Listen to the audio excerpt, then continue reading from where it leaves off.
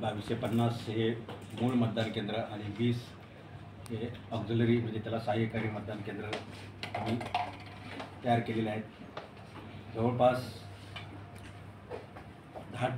10% राखीव असं धरून आम्ही 110% मतदान कर्मचाऱ्याची नेमणूक करतो आहे.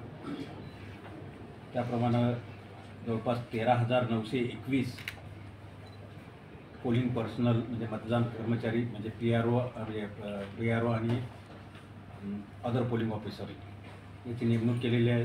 282 झोनल ऑफिसर आहेत आणि त्याचबरोबर जो आम्हाला लागणारा पोलीस बंदोबस्त आहे, SP साहेब आहेत आणि मीरा भाईंदर पोलीस कमिशनर अशा 2 पोलीस अथॉरिटी या लोकसभा मतदारसंघात आहेत आणि त्यांनी त्यांच्या डिप्लॉयमेंट प्लॅनप्रमाणे जवळपास 9 CAPFच्या कंपन्या आलेल्या आहेत. स्ट्रॉंग रूमसाठी पण एक प्लॅटून आलेला आहे. जवळपास 4,479 हे टोटल पोलीस अधिकारी आणि त्यांचे कर्मचारी यांचा बंदोबस्त या निवडणुकीसाठी उपलब्ध होणार आहे. त्यात जवळपास 2362 होमगार्डची सेवा देण्यात येणार आहे. 354 पोलीस ऑफिसर्स त्यांचे असणार आहेत या मतदान प्रक्रिया पार पाडण्यासाठी. त्या पोलीस बंदोबस्ताबद्दल थोडं SP साहेब थोड्या नंतर सांगतील. जे आमच्याकडे यावर्षी नवीन जो पद्धत म्हणजे निवडणूक आयोगाची आली होती पोस्टल बॅलेट करण्याची, ती प्रक्रिया आज संपत आहे आणि उद्या आम्ही ज्या इतर लोकसभा मतदारसंघात आमचे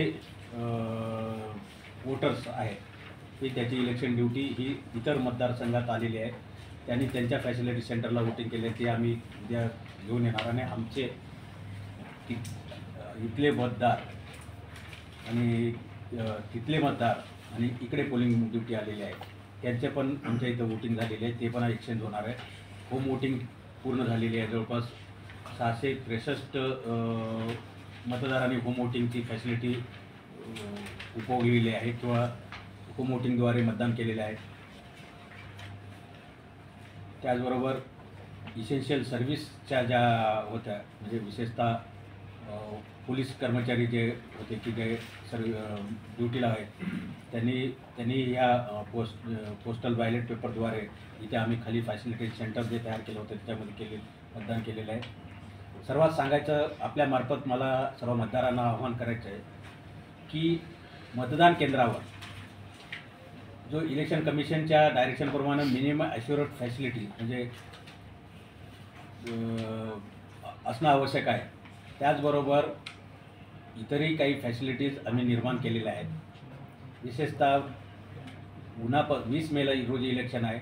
उन्हापासून संरक्षण करण्यासाठी उन्हामध्ये लाईन उन्हामध्ये लावायला लागू नये म्हणून आम्ही जिथे जिथे असे ग्राउंड आहे जिथे जिथे त्या मतदान केंद्राच्या बाहेर स्पेस आहे त्या ठिकाणी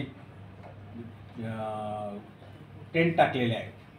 उन्हापासून संरक्षणची म्हणजे सावली केलेली आहे की जेणेकरून मतदाराला मतदान केंद्रावर लाईन लावताना ते उन्हात जाता कामा नये.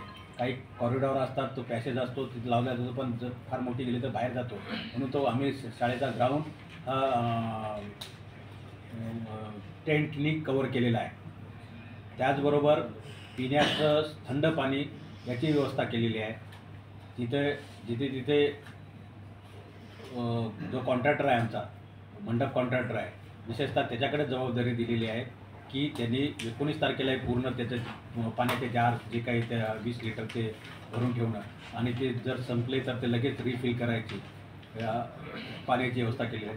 त्याचबरोबर आम्ही मतदान केंद्रावर आमचे BLO तर वोटरला गाईड करण्यासाठी BLO तर असणारच आहे. एकापेक्षा जास्त जर एका लोकेशनला जर मतदान केंद्र असतील तर तिथे 2, 3, 4 जेवढे मतदान केंद्र आहेत तेवढे आमचे BLO तिथे असणार आहेत, ते गाईड करतील. त्याशिवाय आम्ही NSSचे NCCचे आणि भारत स्काउट गाईडचे जे काही जिथे शक्य आहे तिथे व्हॉलेंटियर नेमलेले आहेत. आणि त्याचबरोबर अंगणवाडी सेविकेला जरी आमच्याची ड्युटी जरी आहे की पाळणाघर म्हणजे जी काही लहान बाळ घेऊन एखादी महिला मतदानासाठी आले तर ते मतदान करेपर्यंत त्या बाळाला सांभाळण्यासाठी तिथे अंगणवाडी सेविका, त्याबरोबर एक हेल्थ वर्कर किंवा मेडिकल स्टाफ ठेवलेला आहे त्या लोकेशनला. ह्या सगळ्या लोकांचं प्राथमिक जरी ते वेगवेगळं काम जरी असलं तर सगळ्यात महत्त्वाचं काम आम्ही त्यांना सांगितलेलं आहे की आलेल्या वोटरला गाईड करणं.